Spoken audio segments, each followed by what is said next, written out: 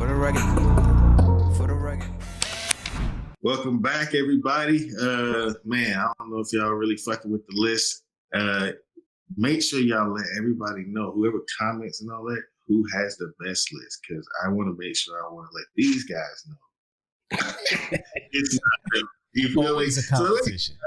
So make sure y'all comments and let us know. But yeah, we back. And we getting some hot topics, some hot lines. It's been a heated discussion left and right. But I think one of the heated discussions is about to come up in one of these categories, because this was a tough category. The first one, though, wasn't for me. I had one pick, first verse of the year. I don't know what y'all fellas. Y'all, I don't know who want to go first. I have one, and it was terrible. So I can go on for how terrible it was, but I'll let y'all. I could go. So, I can go. I just want to get it out. The worst verse of the year, right? Worst verse of the year. I can get it out. Here's her. Yeah.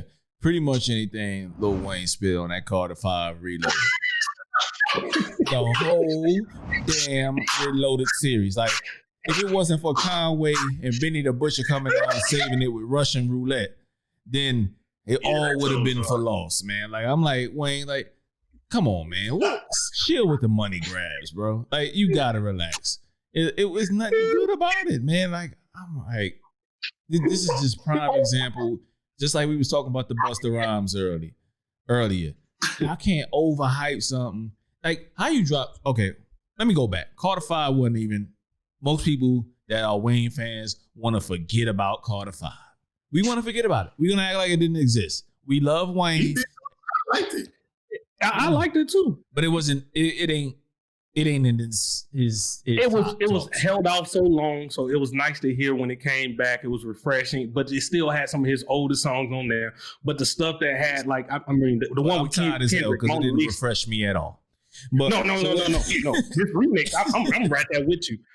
This Reloaded, like, some stuff just need to stay cut. They cut it for a reason. Yeah, the shit was on the cutting room for a reason. Like, keep that shit. Let the dust settle and never put it out again. Like, because his verses sounded dated as fuck. And I'm like, bro, like, just come on, Wayne. Like, I remember you for Mr. Carter. You don't have to do this, man. You don't have to do this, man. Like, I know he about to get locked up and all, and this Wayne slander may not be warranted, but there's two different things. You know what I mean? I feel like he committed a crime with the gun and with Carter 5. Yeah, that F-em Good, that song, like, that was like the worst. Like, it wasn't a song. It was him basically just, it should have been Wayne, like, just reading what he was thinking at the time. Like, it wasn't rapping. It wasn't like nothing right. I don't know what it was, people. I really don't know. He was trying to, like, make something new, but I'm definitely with you on that. When I got to that, I was just like, you know what? I'm not even going to ruin this experience for me. Turn it off. I'm done. Like Prez, but like Prez, here's the thing. For me, it was like, I hold him in such high regard. I don't ever want to see him like that. So at the end of the day, let me cut it off. Let me cut it off and not continue to listen, because now I'm gonna have to talk about it. And when I talk about it, there won't be anything nice to say. So I was talking about my mom. So you ain't got anything nice to say. Don't say it at all. Don't say it at all. He said a whole lot of nice things on that album. So you gave it to me. So I'm giving it back to you. Get this bullshit out of here. And that's what I know. Some people, y'all hating, y'all doing this, whatever. No, we critique. We critique all the albums. We sit here and we discuss them. So we're gonna discuss them. We gotta give people the bar and tell them what's good and what's acceptable, what's not. And in our eyes, that thing was not acceptable at all. Like, some of those things should have stayed cut. You had a great. What's the name of his engineer? I forget. Yeah, but he got a great engineer. Trust him next time. Stop with this nonsense. Yeah, Wayne, I didn't make it too far into No Ceilings 3, man. It's just not the guy. He's not the guy. I really. No Ceilings 3.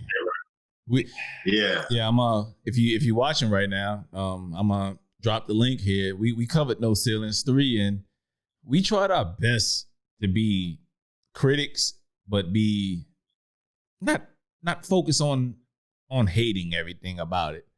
But we found a way to get through it, man. But it again, Iggy, I echo your sentiments. It wasn't. I cut it off after like 6 tracks. I haven't went back yet. Yeah. I mean, and I've been arguing about Wayne. And again, he dropped the joint. But his features have been on point this year. Exactly. So it's like I think here's the thing. I think that Wayne is throwing out a lot of old music, old verses, but then when he does his features, they're fairly recent.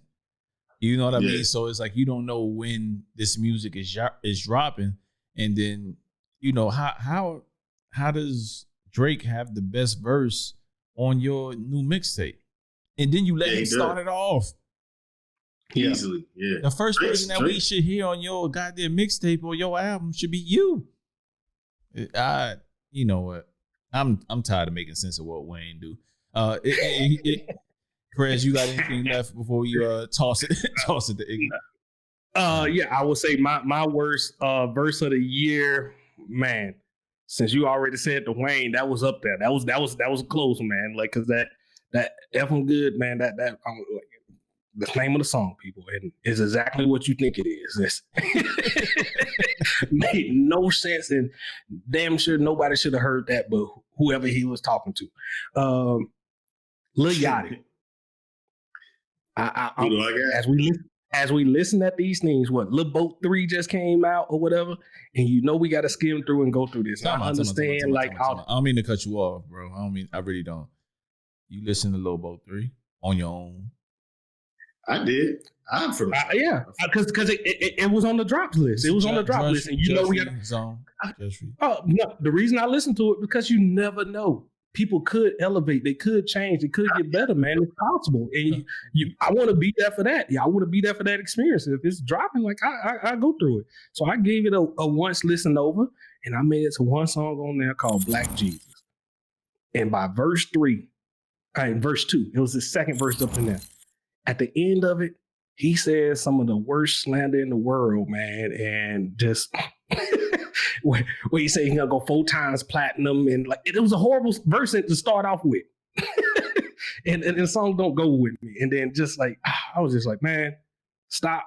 I get that you want to be confident in what you're thinking, but even you didn't believe that. You didn't believe that. Let's stop. But yeah, that's the way I would go, man. Like I was expecting for him to elevate a little bit, but no, it's the same Lil Yachty that we didn't got. So if you're a fan of Lil Yachty and your taste ain't changed over the past 5 years, you're probably gonna like it. But everybody else, if you tolerated them before, you probably lost your toleration with them at this point. It's just like, man, do something to move on. And that's how I feel. I can dig it. Iggy, what you got for your worst verse?